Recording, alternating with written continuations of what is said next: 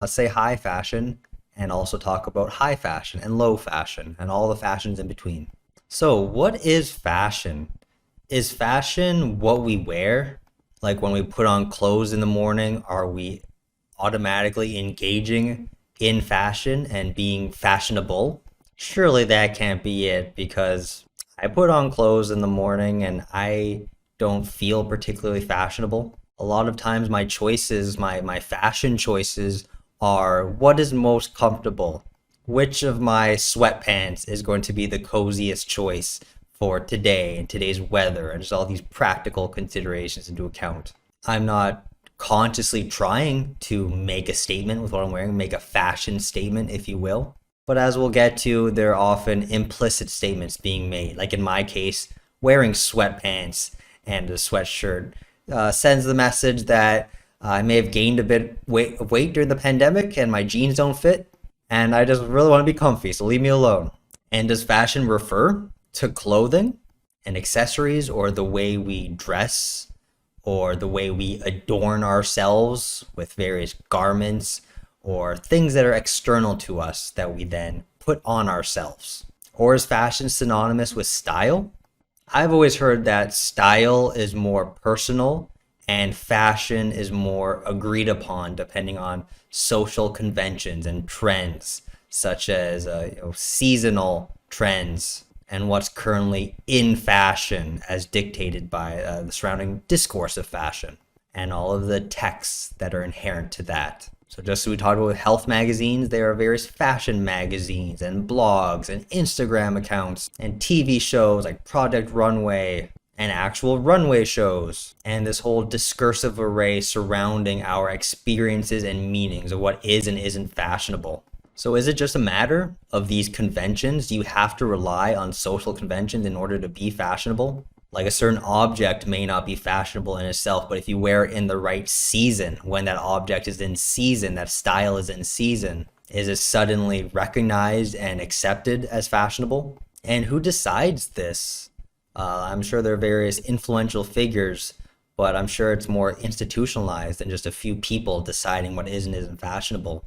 And is fashion just a series of the latest trends as dictated by those influencers and the discourse? Is just whatever's new and trendy?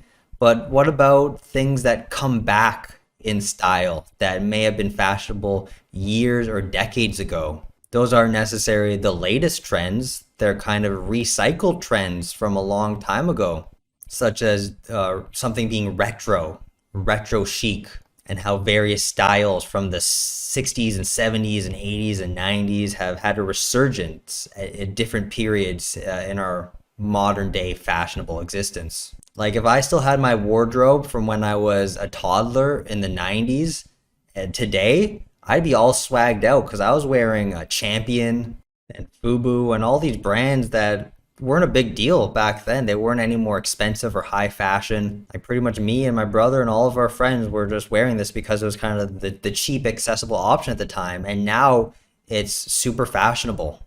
And I don't particularly know why. Like why certain brands are put on that pedestal while other ones, in terms of everything, in terms of their aesthetics, in terms of their materials, they're just as good. So there's a lot of fickleness and subjectivity in terms of which trends become fashionable or become trends to begin with. It does strike me as being quite arbitrary, and I'm sure there are various marketing influences and powers that go into discursively constructing certain brands and certain fashion items as more desirable and more fashionable than others. And it's got to be commonly accepted as such, right? Like you need an audience, a receiver of the meaning of that fashion item in order for that item to have any meaning at all. So that leads to the question, is fashion a system of communicated meanings where the sender is trying to send a certain message and hopefully the receiver is within a cultural context in which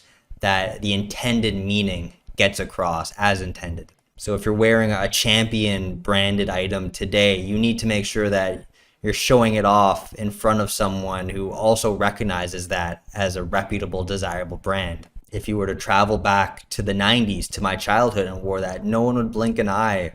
You would fit in, but a lot of fashion is about standing out. It's about standing out while still fitting in. Because if you stand out too much, you won't possess meaning. And if you fit in too much, then you won't possess any special meaning or any distinguished meaning. Are there serious uses and usages of fashion? Can it be used, like I said a couple seconds ago, it can be used to make statements about yourself, but can they be used to make wider social statements, more serious, maybe political statements about not just yourself and your own status in the world, but the world in general?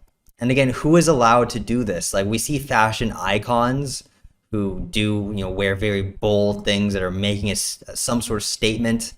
Like I'm sure the Met Gala that recently passed, there were all sorts of social and political statements being made through those dresses and those suits and adornments and whatnot.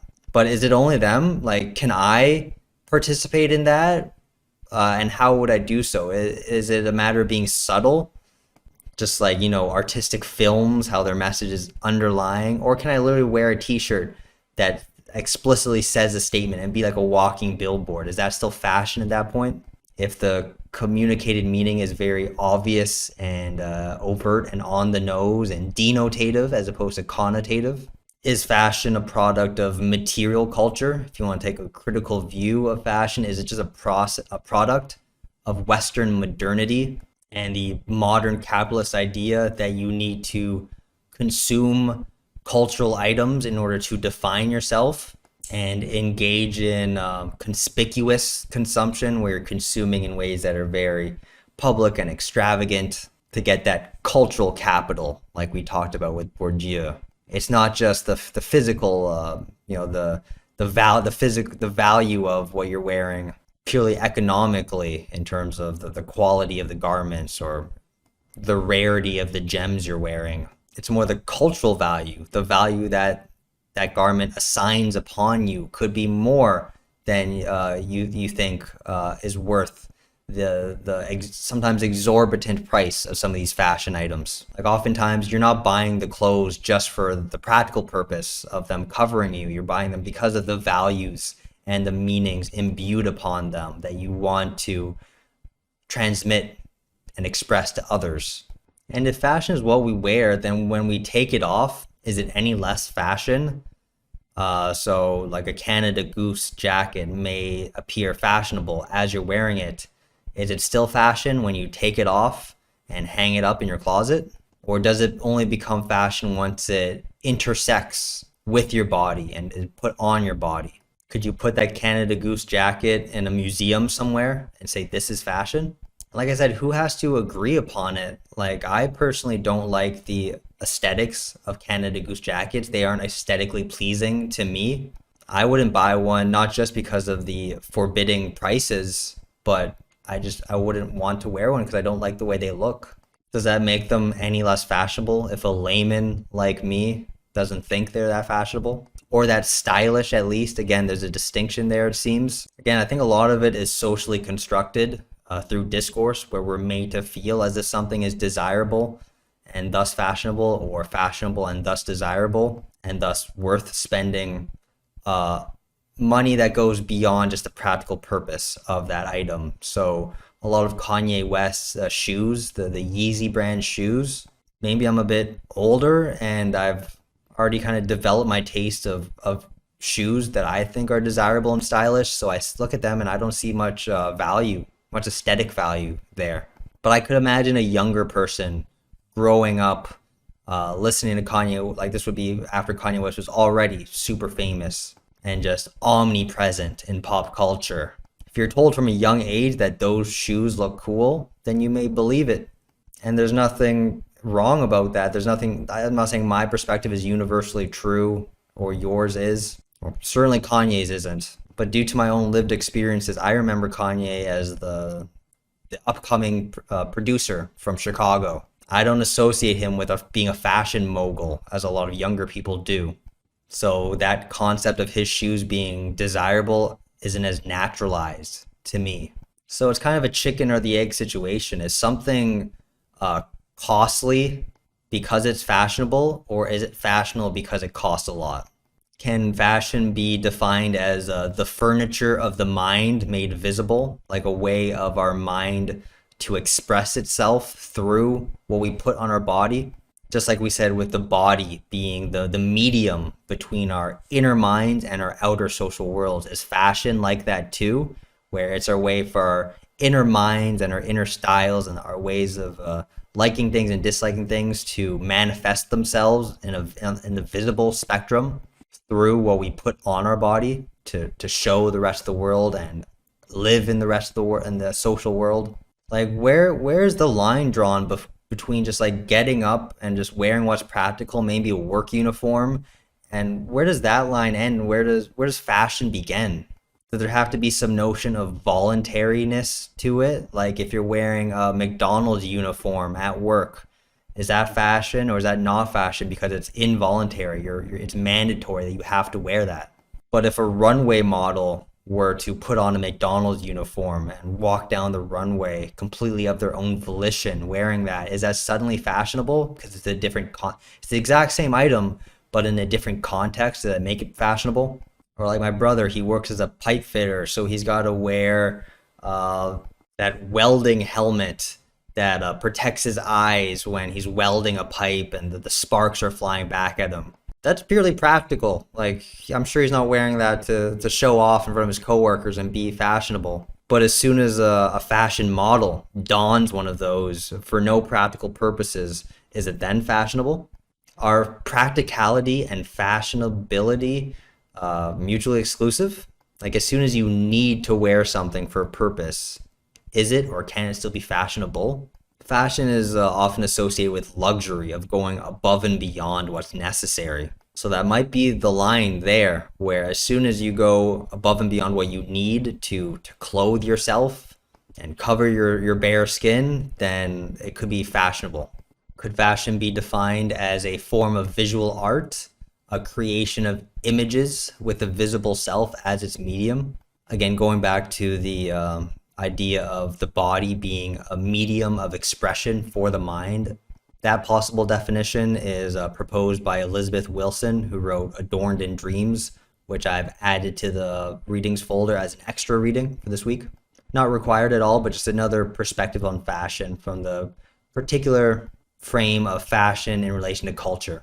And speaking of culture and nature and that binary, does fashion exist in nature at all? Do animals other than humans have a concept of fashion? When you take your dog to the groomer to get their hair all nice, their fur all nice, I guess, and trim their nails and put a nice scarf on them, we take them out for a walk. Are they aware of all these primping things you're doing to them? Or is fashion purely human made and thus culturally constructed and culturally dependent on the different cultural contexts you find a certain piece of fashion in, a certain fashion item? Because if fashion were natural, then there'd be some more universality to it. We wouldn't have such radically different fashion senses depending on our historical and cultural contexts. Like, there were items such as a top hat and a monocle and a corset, which were all seen as very normal and fashionable in one time and would strike us now as seeming quite foreign and alien and unnatural. And we have a hard time thinking of how that was seen as desirable and aesthetically pleasing back then.